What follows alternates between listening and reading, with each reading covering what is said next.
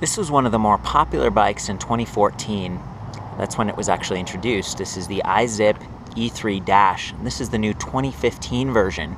The very first thing I noticed about it was just this cool paint job. You've got like gloss here, sort of that black matte finish there. The drive system is very similar to what it was before. You've got this nice 500 watt direct drive gearless rear hub motor. It's very, very quiet, super efficient, and they've sort of adjusted this a little bit. There were some issues in 2014 with some magnets on a few of the motors that went out. Curry addressed that, and this version has been kind of refined a little bit. So that's great to hear. I mean, they've got good customer service, but it's kind of a bummer if you buy a bike and it has issues. So this is the second generation. You know, some of the bugs and things have been tweaked out, but I really like the original, and they've stayed true to the form here. So what we're looking at is a 48 volt, about 8.8 amp hour lithium ion pack, 417 watt hours. It's removable, which is great. So you can, use the key over here. This thing pops right off. You can charge it on or off the bike, and that's super convenient. You know, if you are commuting to work with this thing and you need to top the battery pack off while you're inside. That's awesome. They've still got these great brake levers with cutoff in them. You can actually tell when you're braking, it'll cut power to the motor on both levers.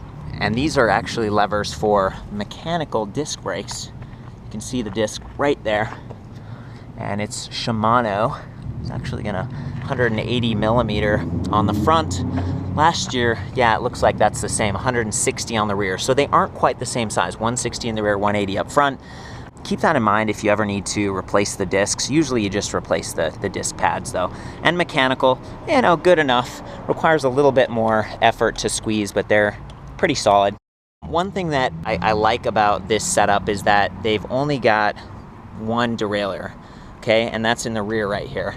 They've upgraded it. It's a SRAM X7. It's really solid.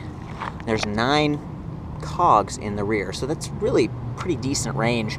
But by not having any speeds up front, by not having more than one chainring, it just allows the chain to be a little bit more taut when you're riding, and reduces the complexity and the need for repairs and squeaking and grinding gears, that kind of thing. So I like this style, and for me 9 speeds has been pretty good. On the front, they've actually got an aluminum bash guard.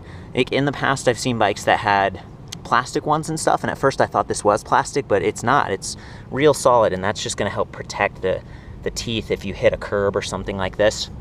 And the pedals, these are decent. They're metal, so they aren't going to slip, but they're a little bit narrow. They're Wellgo, by the way, which is a brand I really like. So kind of depending on what type of riding you're going to do. And if you look at my feet right there, these are a little bit narrow, but it's definitely a step up from like plastic stuff. And then another ergonomic call out here is this nice suspension fork. Just a NCX Suntour, kind of basic, but it does have lockout, and that's a real plus. If you're driving around in the city and you hit a pothole or go off a curb, it's nice to have a little bit of cushion going on. And the seat's been upgraded. It's got this nice flex in the middle. You can see that? So it feels really good, and it kind of looks cool too. At first I was like, oh, what's it gonna feel like? It's kind of angular, but I think they made a good choice. And then of course, we got the tires here.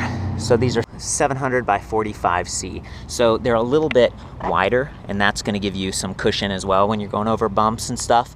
They still have really good rolling efficiency though, and the wheels themselves are a little bit larger, which gives you better traction and helps you to span cracks and stuff nicely. Oh, and I should say, even though it's a hub-driven electric bike, they've got a quick release on the front and the back, and there's this great little modular disconnect right here. So if you need to do some maintenance on your wheel, like with the tire, or the rim, if a spoke gets damaged or something, it's not too difficult to do that. So yeah, I mean, all in all, they've taken something that was pretty solid and they've improved it. So the bike I'm looking at right now it's a large frame, and I'm about 5'9", weigh like 135 pounds. So just to give you some idea, this feels pretty comfortable to me, but they also have a medium-sized frame that's a little smaller, both of them high step like this. And I really like what they've done with the new display. I mean, it's still not removable, but it's got this nice pivot action, so you can reduce glare if you're riding around. And it just feels more sturdy. You've got these two little arms right here, really clamping it down to the handlebars.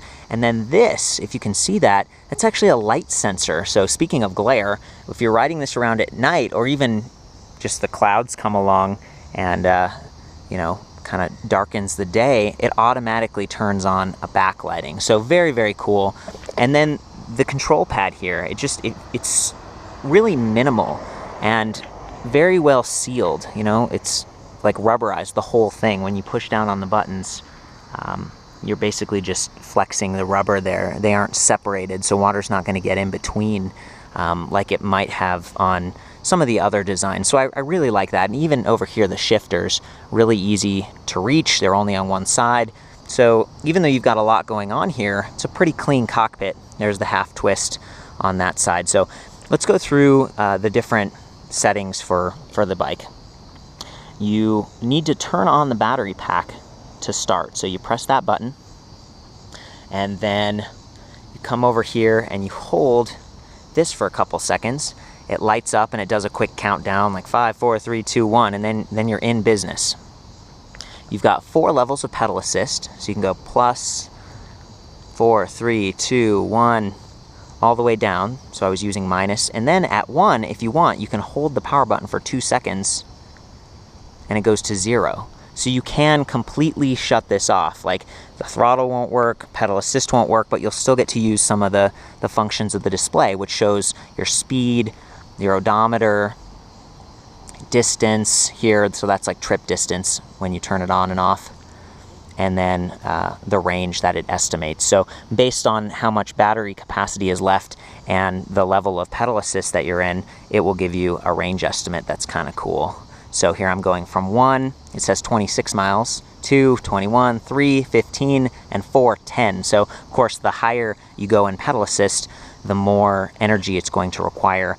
And that's the other thing I should touch on. This has a really sophisticated sensor system. So it's tracking your torque, your cadence, and your speed, and it's using that data to give you a really smooth assistance, right? It's a fairly sophisticated system. Some of the older electric bikes just had like a cadence sensor, and they just sort of listened for is the rider pedaling, and if so, turn on the motor. If not, turn off the motor. This one's much more sensitive, and I actually kind of played with it, pedaled along, but didn't really push very hard, and I just got a little bit of assistance. And as soon as I, pushed down harder, it really kicked in. So it's nice. It's a nice drive system. It doesn't feel quite as torquey as like a geared hub motor. So if you were, on a steep hill and you just tried to throttle your way up, that wouldn't really work. You'd need to, pedal a little bit. Even though this is a 48-volt system, just being a gearless motor like that, it requires a little bit of get up and go before it can take you there. But all in all, very nice. And then I should say there's one other really cool feature here. I'm going to go back into throttle mode, okay? I'm going to use the throttle to get up to a specific speed here. I'm going to take us into speed, okay? So I'm using the throttle. I'm going to get up to like, 9, 10 miles per hour. And then you can actually hit the cruise control while you're twisting the throttle. Let's see if I can do that. There we go. I had to use both hands, but now you can see cruise control, right? So it's going to maintain this like 12, 13 mile per hour setting for me until I hit the brakes or use the system again. So that's very cool. They managed to retain that feature. It's not one that I've used a whole lot in my time riding, but I don't know, it's just kind of nice. You could really take your mind off things and relax, not have to twist like this and make your wrists kind of sore. So they've really thought this through.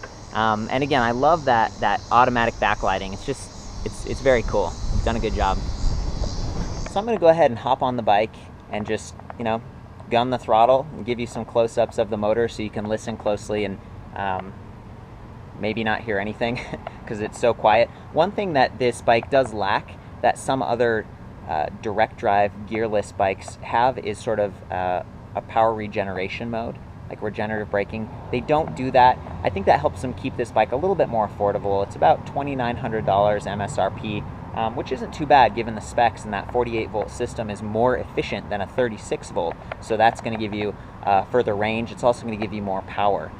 But one of the other things that a direct drive motor has is cogging, and that's where if you're coasting, the magnets in there, they can sort of repel a little bit and slow it down a little bit faster than they would on a geared hub motor, because that freewheels. So let me just demonstrate that real quick. So the system is off.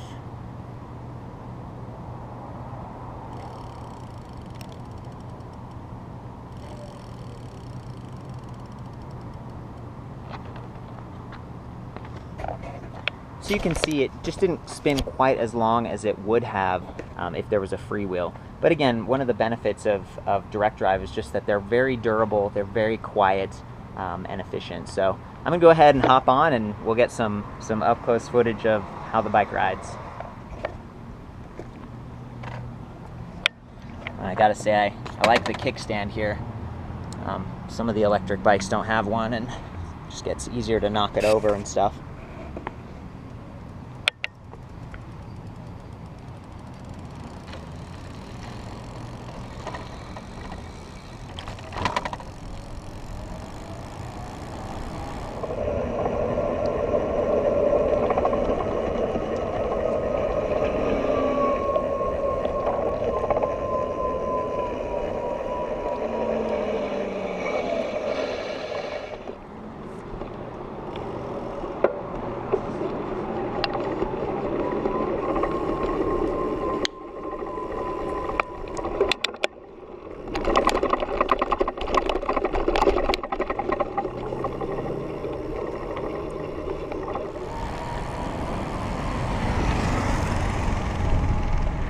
There we go.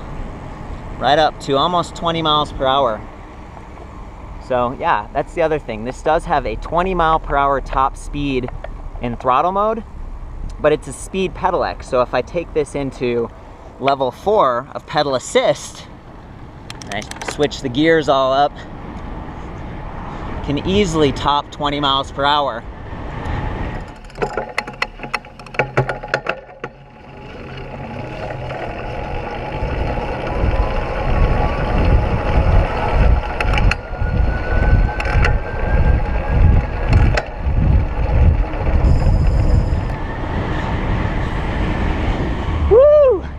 All the way up to just about 28 miles per hour, you could still feel the motor kicking in. So that's nice. That's one of the more appealing features of this bike. And then I should also add that if you're in a pedal assist mode, you can still use the throttle like this. There we go. But it cuts out at 6 miles per hour. And so they kind of say that's just to help you get going, so you don't have to strain your knees starting out. It's just a nice little extra. But don't get confused. This bike does have a throttle that goes to 20 miles per hour, and it's got that like assist start. So yeah, that is the IZIP E3 Dash. That's the 2015 version. It's been upgraded in a few ways. For more info on this and other electric bikes, I'll see you back at ElectricBikeReview.com.